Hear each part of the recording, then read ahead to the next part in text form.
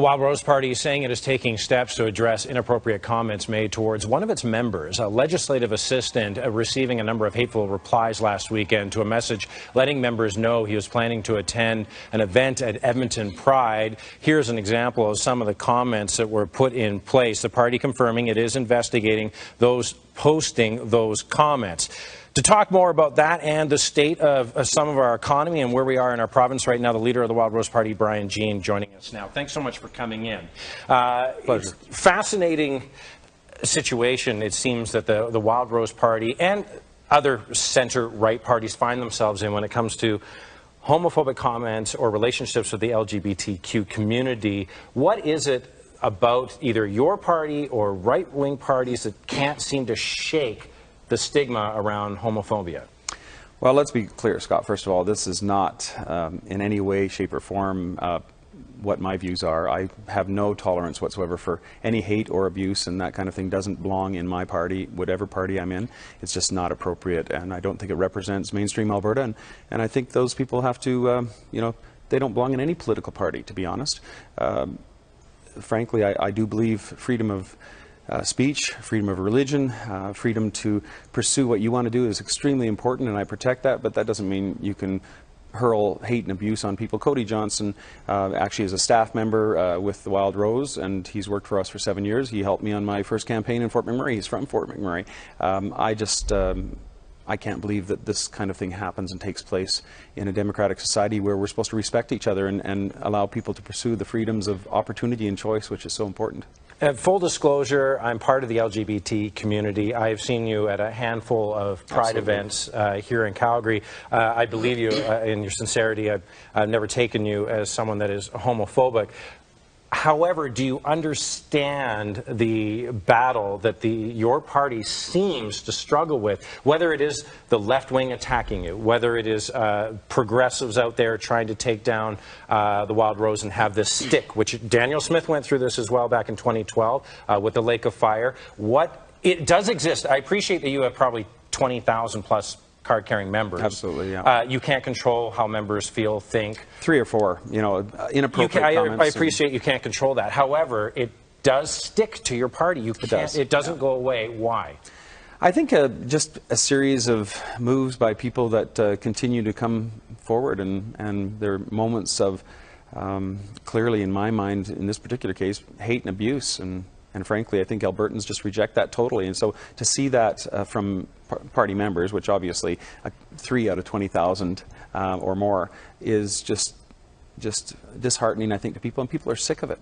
I hate divisive politics. I mean, it may sound strange itself, Scott, but like, why can't we just focus on how to unify, first of all, Conservatives and then Albertans, so we can take back our province and restore it so the hardworking men and women can take control of it again and frankly have a better quality of life. And that's what I'm focused on, and I want to do it for all Albertans. LGBTQ family members, I love those family members very much, and they're part of the community. And many people on my own campaign in the past and in the future will be on that community as well, and they know where I stand. And I think that's one of the reasons why I have so much support in that community and from my family in particular, is because I don't tolerate hate or abuse. And I think that's why so many people come forward to support my leadership and just generally the party. But there's always going to be those people and remnants in every single party, to be honest. I saw it in the Federal Party too. Do you think there's more you have to do, though? Like when you look at, say, Prime Minister Stephen Harper, he was able, I'm just talking even out of strategic, even the cynical side. Well, I'd certainly like some advice if you could help me on this, because it just keeps coming back. It's so sad. The Harper government was able to have a successful dynasty, 10-year run. He was able to put to bed same-sex marriage, abortion issues. And this isn't all on you. Jason Kenney and the PCs are also having to go through their own turmoil around this as well. What is it about the Wildrose Party that, say, some people who feel that they want an alternative to the NDP go, okay, I'm steering this way, but all of a sudden these views come up that seem aggressive, hateful to some Albertans, and people go, I'm not buying into that. Well, that's why I say do buy into it. Let's bring more Albertans in. We need 75%, first of all, to unify.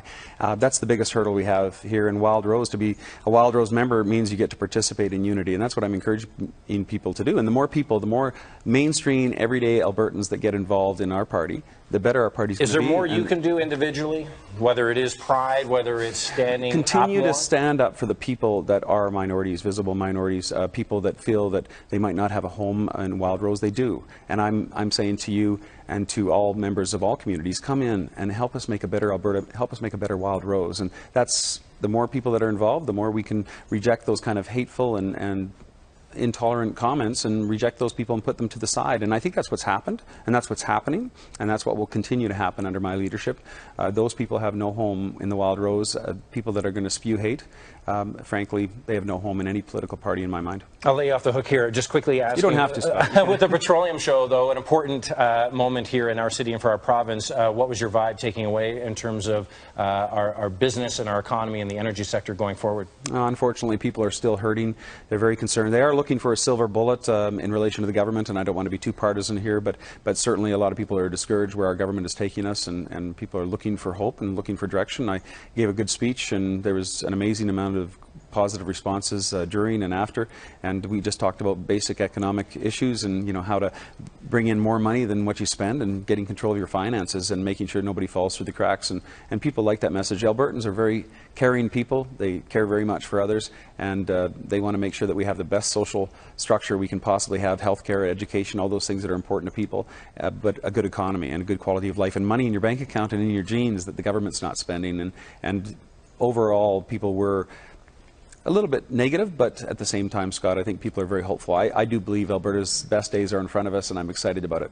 Always appreciate your time and your openness to be able to come on our morning show when we asked. Really appreciate it. Thanks so much for coming in.